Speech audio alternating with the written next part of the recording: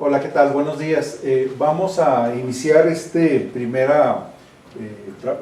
trabajo del día con, con este módulo sobre, bueno, está anunciado como modelación numérica, retos de la modelación numérica, y la verdad es que creo que este es un tema muy amplio, que afecta muchas áreas de trabajo, no nomás en la parte propiamente de calidad del aire, sino que desde luego la parte climatológica, meteorológica es muy importante. Y esta mañana nos acompaña el doctor Malaquías Peña. El doctor Malaquías Peña y yo nos conocemos desde hace algunos años, desde las épocas del Servicio Meteorológico Nacional, porque esta es una inquietud que veníamos de alguna manera desarrollando y creemos que valía la pena comentarla con ustedes. Para platicarles un poquito del doctor Malaquías Peña, él es, por cierto, egresado de aquí de la UNAM, del Instituto de Ciencias en Física, y en algún momento vio la luz y se convirtió y se hizo meteorólogo, pero trabajó en el Servicio Meteorológico Nacional, después hizo su maestría en Oklahoma y terminó sus estudios doctorales en Maryland, de donde ya no volvió. Se quedó por allá pues hasta ahorita, de hecho todavía no vuelve, pero ha sido una persona que nunca ha dejado de trabajar con nosotros en México. O sea, la verdad es que ha gastado tiempo, dinero y esfuerzo en estar en contacto, pero sobre todo ayudándonos a definir una serie de trabajos, y de iniciativas que hemos tratado de impulsar en México desde hace mucho tiempo. Desde el 2004 él empezó a trabajar en el Centro Nacional de Predicción de Modelos Ambientales del Medio Ambiente, en el NCEP de la NOAA, del Natural Weather Service, y estuvo trabajando en grupos de desarrollo de modelos globales de pronóstico. También ha trabajado en el desarrollo de métodos de pronóstico por conjuntos o ensambles y pronósticos probabilísticos, así como la estimación y el muestreo de incertidumbre de los análisis. Actualmente es el gerente del Centro de Energía Eversource para la región de Nueva Inglaterra, y es profesor asociado en la Universidad de Connecticut, profesor adjunto en la Universidad de Maryland y consultor en el NCEP, así como editor asociado de la revista Weather and Forecasting de la American Meteorological Society. Actualmente está involucrado en varios proyectos de aplicación de meteorología, incluyendo uno sobre generación de energía renovable y su integración en la red eléctrica, y otros sobre el desarrollo de tecnologías Smart City. Una de las ideas pues, que hemos trabajado con Malaquías desde hace muchos años es el tema de crear este núcleo de, pues yo no quiero decir un NCEP mexicano, pero sí alguna estructura institucional que permita desarrollar productos que sirvan a la investigación y al desarrollo de muchas áreas.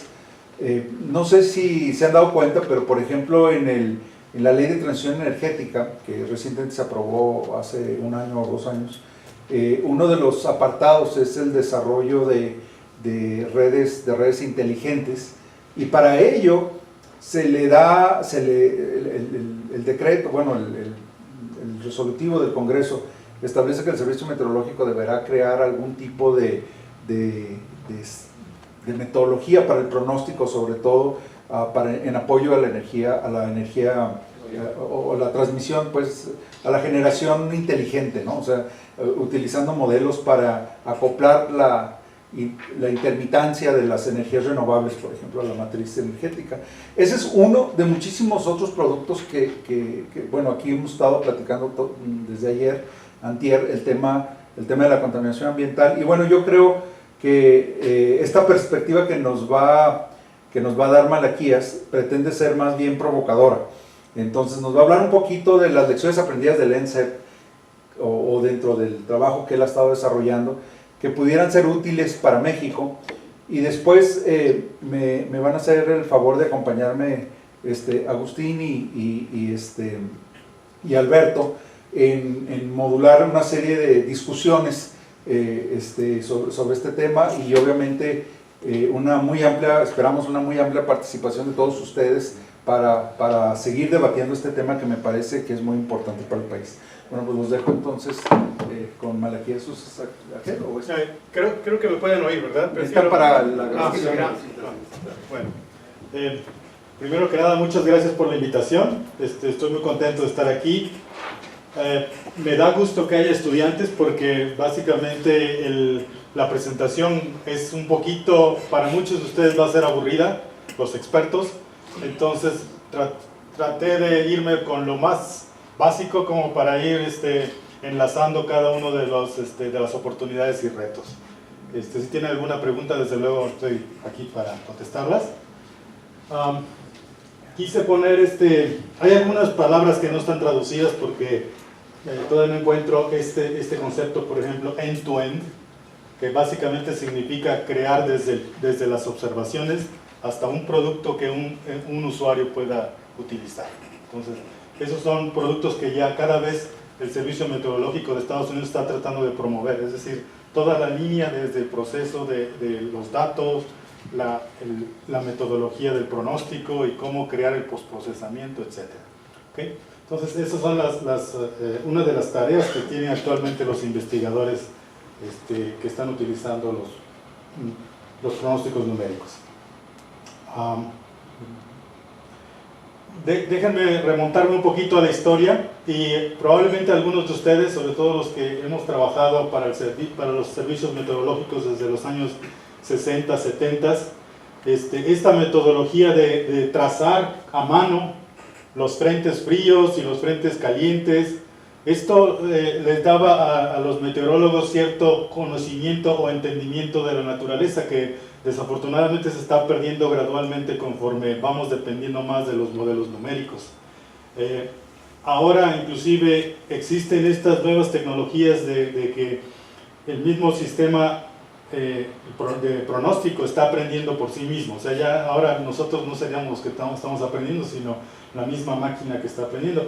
Pero históricamente esto es lo que se hacía hasta los años 80, al menos aquí en México y en Estados Unidos, en el que básicamente se hacen dos cosas. Tiene un propósito. Aquí pueden ver una que le llaman una tormenta extratropical, las diferentes fases, pero en general estos mapas dan una descripción gráfica del estado atmosférico, y no solamente estática, sino también extrae patrones espaciotemporales, es decir, dónde va a ser ubicado el sistema gradualmente durante cierto tiempo. Esa es básicamente la tarea de hacer un pronóstico, predecir, conociendo las condiciones iniciales, cuáles serían las condiciones futuras. Y para ello, en aquel entonces, y todavía se sigue haciendo, se basaba mucho en las observaciones de superficie, temperatura, humedad, nubosidad, y de lo que se quería entender era a través de estas estaciones aquí de observaciones, cómo crear un patrón que realmente tuviera sentido a partir de tantos datos y algunos con muchos errores, en fin, todas estas cosas eran las que se estudiaban en aquel entonces. Pasemos casi 100 años después y ahora los sistemas de pronóstico, incluyendo los operativos, pueden llegar hasta 500 metros de resolución. Estos son algunos ensayos que se realizaron con el modelo del ENCAD, y también lo que se trata es de encontrar esta descripción gráfica del estado atmosférico y extracción de patrones espaciotemporales. Y también ahora no solo depende de las observaciones de superficie que mencioné anteriormente, sino también de las radianzas o radiaciones de los satélites. Para correr este tipo de modelos de alta resolución para una región limitada, en este caso se utilizaron 438,000 núcleos para poderlo correr. Y bueno, esto nos da un cierto modo de la escala que se requeriría si queremos tener este tipo de productos en el futuro.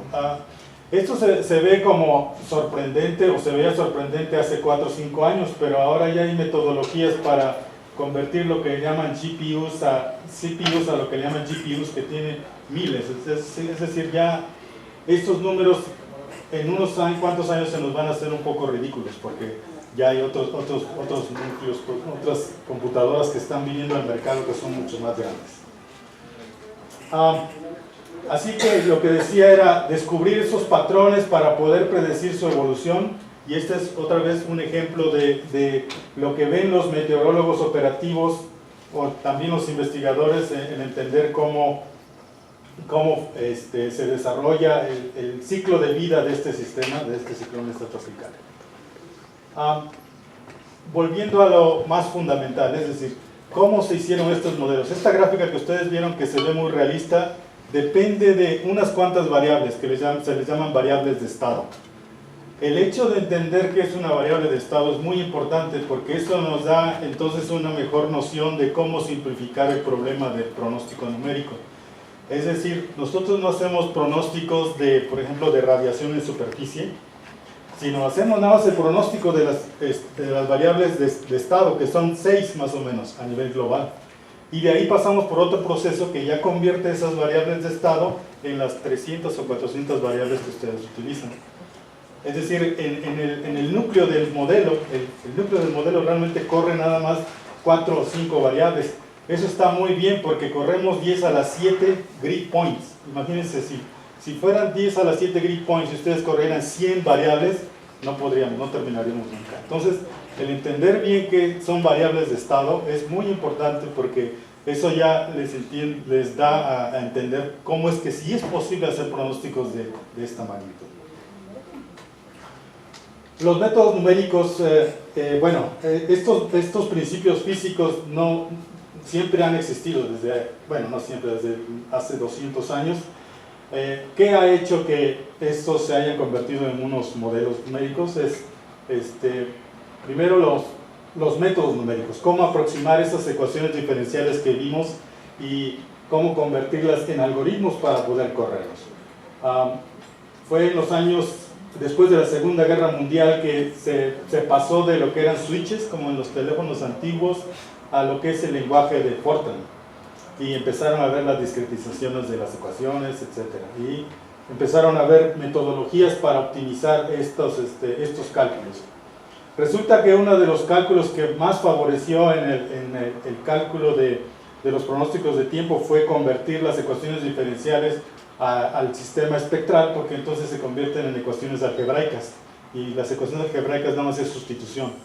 Entonces esto simplificó muchísimo. Por eso la mayoría de los modelos globales primero los corremos hasta la fecha en el modelo espectral, y después lo convertimos ahora sí a grillos. El poder de cómputo es lo que también ha avanzado los aspectos de pronóstico numérico, y pues estos son los de hace 2 años, ahorita ya pasaron de moda probablemente. Es lo que corren actualmente el Servicio Meteorológico y ENCAR, para dar una referencia. Encima de correr la parte, digamos, dinámica de los modelos, también existe otro módulo dentro de los modelos que se llama la física del modelo. En esta se hacen muchas simplificaciones porque la física tiende a ser muy, muy compleja, incluyendo la química. No se meten directamente al modelo porque retrasarían el proceso. Es decir, hay escalas de tiempo que no puede, el cómputo no puede esperar, o lo que le llaman que no es escalable. Es decir, un nodo tiene que esperar al otro para que termine de hacer el cálculo. Supongamos que tienen un proceso químico que lleva ciertos minutos u horas, mientras que el otro no lo tiene. Imagínense, el otro tiene que esperar a que el proceso químico acabe y entonces continuar la marcha. ¿Entienden? O sea, ese es el problema de no poderse escalar un sistema. Es decir, no puedes correr en paralelo o partir en pedazos. El otro elemento del modelaje es el conocimiento fenomenológico, y eso le ayuda a uno a acotar el enfoque de qué tanta resolución realmente uno necesita, por ejemplo, para hacer el pronóstico del Niño, o para hacer pronósticos ambientales o locales o de huracanes. O sea, realmente el conocer a través de observaciones históricas y reanálisis es cómo extraer y después cómo modelar y pronosticar cada uno de estos fenómenos. Desde luego que no puede uno pronosticar bien la trayectoria de huracán si no tiene uno bien también la física y la dinámica del ENSO, por ejemplo, que está actuando en ese momento. Entonces, esto ha un poquito retrasado o alentado el desarrollo de modelos más sofisticados, porque básicamente tiene que esperar a que también se incremente el conocimiento en otras áreas. Una parte fundamental que hizo avanzar considerablemente en los años 90 el pronóstico del tiempo fue los esquemas de asimilación de datos. Básicamente es una forma como optimizar o encontrar un peso óptimo entre un campo preliminar, que generalmente es un pronóstico inicializado 3 o 6 horas antes, con las observaciones presentes. Y entonces crear unas condiciones iniciales para poder correr el modelo. Y si ustedes recuerdan, las primeras ecuaciones de las leyes de física fueron ecuaciones diferenciales que tienen el tiempo involucrado, ¿verdad? Estas ecuaciones se le llaman de condición inicial. O sea, el pronóstico depende de la condición inicial. Y de eso se dieron cuenta ya en los años 60, hasta los años 60 fue que se dieron cuenta que sí dependía de las condiciones iniciales, porque en los años anteriores se pensaba que podía uno empezar en cualquier punto y ya con las observaciones se iba a ir ajustando el pronóstico, pero resulta que las leyes de la física son muy, muy restrictivos con cómo inicializas el modelo. El resultado, después de todos estos elementos que he mencionado, es tener lo que llaman estado del arte de modelos de pronóstico. Y estos modelos actualmente se parecen tanto a los análisis, por ejemplo, estas son las estimaciones por satélite, y eso es lo que se da como un pronóstico a 96 horas con el sistema de ENCA que les había mencionado. Y pueden notar que hay cierto realismo entre en lo que está ocurriendo, en lo que se está observando y en lo que se está simulando. Bueno, esa es una cosa que te tienen que considerar, y ahorita quiero hacer hincapié en lo siguiente. Una cosa es simular y otra cosa es pronosticar.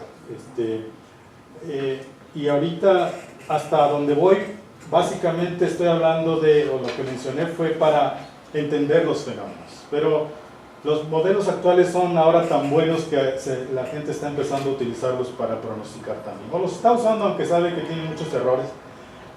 Pero hay dos líneas de trabajo en cuanto a modelación numérica. La línea que es la de entender qué es lo que está pasando, y la línea de cómo utilizarlos a pesar de que tienen errores. O sea, son dos tipos de mentalidad, digámoslo así, en cómo uno se aproxima a hacer el modelaje.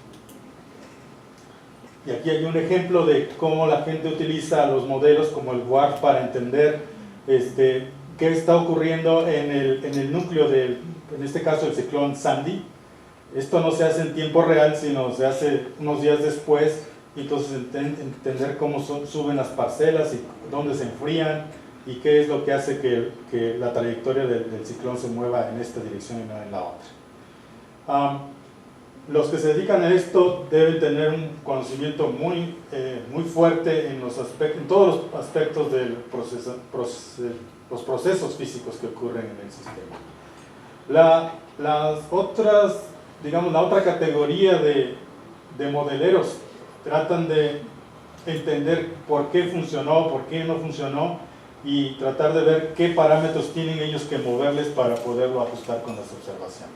Entonces me voy a enfocar más en esta segunda, porque en la primera es la que se le da más énfasis en las universidades, y pienso que en México esta otra área que muy poco se conoce es la que pienso que puede tener mucho apoyo, sobre todo desde la iniciativa privada, para el gobierno, porque tiene muchas aplicaciones. Entonces, básicamente este es el inicio de mi plática. En realidad, los beneficios del pronóstico se pueden catalogar dependiendo de la resolución espacial, o lo que le llaman, y también en el horizonte de pronóstico.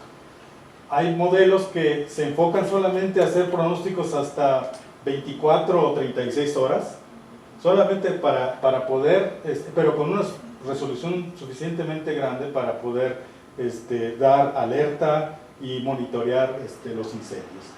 Hay otras que son a mediano plazo y para transporte, navegación, contaminación ambiental. Hay otras, digamos, estacionales o mensuales que pueden servir para estimar la energía, la agricultura, el turismo, y hay otros modelos de muy largo plazo que son para establecer políticas climáticas y para protección ambiental.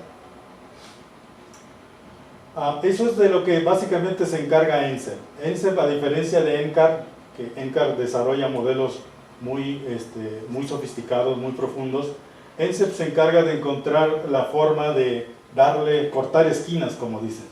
Es decir, si existe el WARF ARW, ENCER tiene el WARF, pero el núcleo es NMM, que es 10 veces más rápido que el ARW. O sea, la rapidez es lo que, digamos, con que tenga la igual calidad que el ARW, pero es 10 veces más rápido, definitivamente la gente prefiere ese. Aunque esas simplificaciones puedan causar problemas posteriormente, porque cuando el núcleo NMM corta esquinas, entonces cuando lo corre uno por más tiempo ya no reflejan tanto como fue parametrizado el sistema. Entonces, digamos, tiene otro enfoque más tipo operativo, porque bueno, la mentalidad es cómo puede uno tener un sistema estable y que corra lo más rápido posible, porque son muchos modelos los que se corren. Y esta es una lista de los modelos que se corren en una sola computadora, que le llaman la computadora operativa. Aquí les voy a decir un poquito sobre que el ENCER tiene como 10 diferentes centros. Es realmente un conjunto de centros, cada uno con diferentes objetivos o misión. El centro en el que estuve trabajando fue el Environmental Modeling Center, que es el que hace el desarrollo de todos estos modelos. Son aproximadamente 200 científicos, doctorados, todos metidos en un solo edificio para ver qué sacan. Entonces se pelean entre grupos y todo, pero cada uno tiene su misión. Y una de las áreas en las que a mí me tocó liderar un grupo sobre esos que están, digamos, en colorcito, son los ensambles. Gradualmente la gente está creyendo un poquito más en los pronósticos por ensamble y se pide ahora en todas las escalas, porque se entiende que un pronóstico tiene errores, pero si corren 20 o 30, tal vez uno de ellos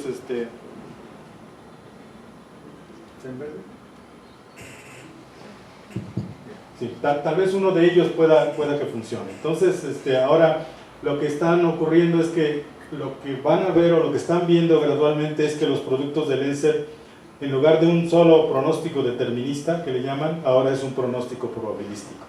Vienen 20 miembros cada 6 o 3 horas. Y gradualmente se está yendo a otros, por ejemplo el WAVES, los pronósticos de olas, ahora se corre también en ensamble. También el NAM se corre en ensamble, los huracanes desde luego se corren en ensamble. Cada uno tiene sus propias metodologías para hacerlo. Este diagrama muestra varias cosas. Primero, abajo son los beneficios que se espera. Con la industria, digamos, se trabaja para que cada año hay un taller en el que se invita a los representantes de estas industrias a que den su punto de vista sobre cómo van los modelos, qué es lo que necesitan o qué es lo que falló, etc. Y digamos que eso sirve como para crear un plan para el siguiente año de qué es lo que qué es lo crítico para mejorar. Digamos que hay una rutina anual para ir, digamos, mejorando año con año por todos los sistemas. Aquí en digamos, ilustra básicamente el horizonte de pronóstico, desde warnings y alertas que van en minutos a horas, el pronóstico común que va de días a semanas, y luego pronósticos de posibilidad de ocurrencia hasta lo que le llaman outlooks, es decir, lo que se espera, pero que no se tiene mucha certeza. Y digamos, esquemáticamente se representa que hay más incertidumbre conforme uno aumenta el horizonte. Ahora, Este slide es muy importante que lo tengan en cuenta. Cuando ustedes ven un producto, al menos del ENSER, que son operativos, este pasó por una serie muy larga de procesos. Y voy a describirlos aquí un poquito, más o menos uno de ellos en detalle, pero cada uno de estos requiere un grupo de gente que está al tanto y de algoritmos. Desde la adquisición, estoy hablando de todo tipo de plataformas de observación, radares, satélites, de superficie. Después tiene que pasar por un proceso de control de calidad, pero este proceso de control de calidad es diferente al que se utiliza, por ejemplo, para hacer pronósticos del clima, que ustedes tienen todo el tiempo de regresarse, ir y tomar, digamos, esto me falló hace 3 días, lo voy a usar. No, estos son, digamos, control de calidad instantáneos. O sea, es otra metodología que tal vez no filtra bien los datos malos, pero al menos hace que sean consistentes con el modelo anterior, las 6 horas anteriores. Digamos, se descartan los que están muy fuera de la realidad. El otro esquema de asimilación de datos es, digamos, uno de los grupos más grandes dentro de todos los servicios meteorológicos, porque este es el que conecta básicamente las observaciones que tienen errores con los modelos que también tienen errores para sacar algo que pudiera ser útil para hacer pronóstico. Y esas son las condiciones iniciales para hacer el pronóstico. El pronóstico realmente en toda esta gama, en este grupo o módulos de procesamiento de datos, es de los más simples. Este se corre instantáneo. De hecho, me llamó la atención cuando recién entré a ENSER y quería yo unos datos antiguos que estaban metidos en un storage, en unas que le llaman silos. Me decían, no, en lugar de bajar los datos, ¿por qué no lo corres? Porque correrlo tarda 1 minuto, el modelo global, mientras que bajarlo tarda 5 minutos. Entonces, en realidad ya ahora se están mejorando el storage, pero estos modelos de pronósticos son rapidísimos, aún para pronósticos acoplados. Esto es lo que toma menos tiempo, digámoslo así. El que toma más tiempo es el data assimilation. Y de estos ustedes pueden ahora sí que embonar otro modelo y meterlo aquí, con tal de que tenga uno buenas condiciones iniciales y el modelo siga los mismos principios físicos. En realidad casi todos les van a dar casi lo mismo, al menos para pronóstico sinóptico. Después, como les había dicho, aquí nada más se corren las variables de estado, 5 o 6 variables. Después viene el paso de la generación. Esto también lleva mucho tiempo porque entonces es cuando se encuentran las relaciones entre la temperatura a 2 metros con la superficie, y hay relaciones empíricas aquí, mano negra como dicen, y ya llega uno con las 300 variables que ustedes pueden bajar operativamente. Estas variables les llaman las salidas del modelo, que ustedes ven, pero que requieren un postprocesamiento. Esto es una parte muy muy importante que se requiere. Digamos, nunca le crean a estos modelos de estas salidas porque no fueron. Les voy a decir aquí algo muy muy importante. Al menos los modelos globales no asimilan datos de superficie. Y ya con eso la gente se queda sorprendida, porque ¿cómo es posible que sí hace buenos pronósticos en ciertos lugares de temperatura en superficie y sin embargo no los ve? O sea, es ciego a lo que está pasando en la superficie. Lo único que utiliza son los sondeos, que son unos cuantos. Por cierto, para México a lo más son 13, ¿no? Entonces, con esos cuantos puntos así, con satélite, es capaz de hacer pronósticos de muchísimos procesos y todo. O sea, esa es la parte mágica del modelo, del modelaje. Pero, como no ve superficie, es bien esencial que ustedes hagan el postprocesamiento, porque entonces lo corrigen, porque el modelo de lo que está seguro es de que es consistente con la física de la atmósfera arriba de la capa límite planetaria prácticamente. Entonces, esto es lo que que la gente que se dedica al postprocesamiento tiene que enseñarle al modelo. Ok, está pasando esto, hay un sesgo, entonces se lo tengo que corregir. Y en un principio, hace 10 años, se pensaba en que estos mismos sesgos se metieran, digamos, aquí en asimilación de datos. Esa es una de las digamos, hace 20 años se hablaba de lo que le llaman doble dirección. Meterlo acá y viceversa. Entonces, se desarrollaron conceptos en esa línea, pero digamos, han un poquito servido, pero no tanto, porque finalmente el problema aquí es un cuello de botella. Este ya tiene de por sí, ahorita los vamos a ver, uno de los retos es que hay más datos de los que realmente puede procesar en el tiempo requerido los sistemas de asimilación de datos. Nada más voy a hablar de estos de datos, hablando de datos. Estas son las redes globales, las convencionales nada más, y globales. En un día, más o menos, ¿cuánto es lo que los sondeos a través de satélite, MODIS y SONO? Todos estos datos son los que entran, digamos, y como un stream, como una corriente hacia los sistemas de pronóstico. Y este es un lapso de un ciclo de 6 horas. ¿Pueden apagar esta luz, por favor?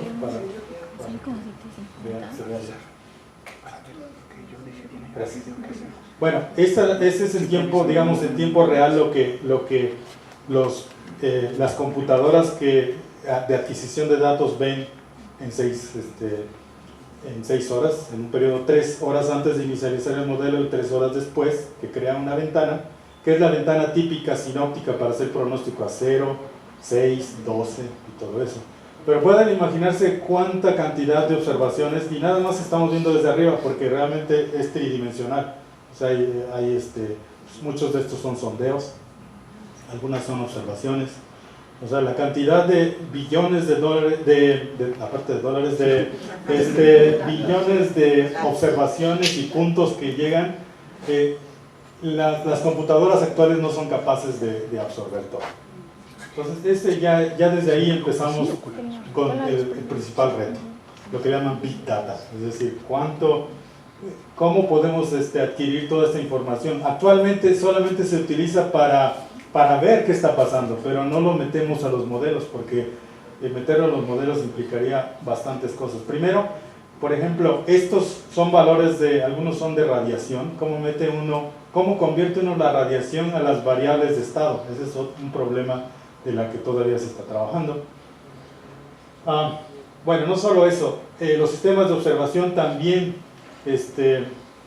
están aumentando en complejidad, están aumentando en resolución, lo cual hace que beneficie el monitoreo, pero todavía no se sabe cómo meterlo en tiempo real a los modelos de pronóstico. Ha aumentado también en la diversidad de sensores, y esto se ve palpable ahora que en ciertas ciudades, por ejemplo, se tienen ya monitoreos del nivel del agua, a nivel calle, de contaminación, etc. ¿Qué es lo que está siguiendo? Lo que hace 2 años era Next Generation, ahora ya realmente es lo que está ocurriendo este año. Los satélites están proveyendo más información de la que se anticipaba, de la que son capaces los modelos actuales de absorber. También, al menos en Estados Unidos, se está trabajando en una nueva tecnología que se le llaman los radares de Phased Array,